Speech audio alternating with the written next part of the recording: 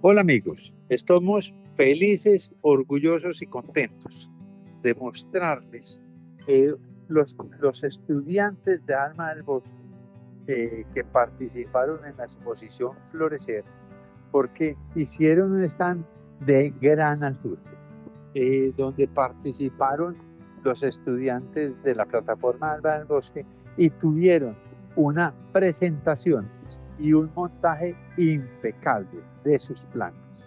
La verdad, tuvieron tres premios de grupo, tres trofeos y una presentación de plantas impecables, de muy buen cultivo, de muy buena calidad, con gran orgullo se mostraron. Me parece que fue una exhibición sobresaliente.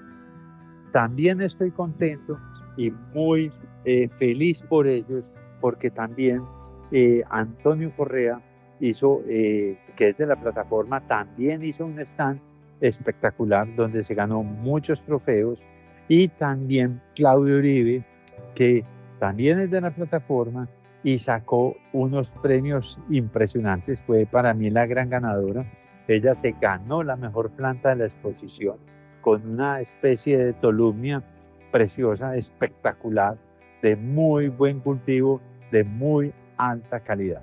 Entonces, yo pienso que enhorabuena por los estudiantes. Me alegra ver que los estudiantes estén cada vez siendo mejores cultivadores, con mucho mejor calidad de plantas, con un gran conocimiento que han adquirido a través del tiempo.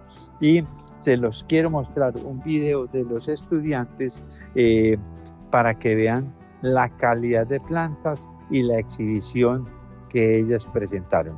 Un abrazo, quiero que se gocen el video con calma, que va a valer la pena, y vean la gran calidad de plantas que están mostrando.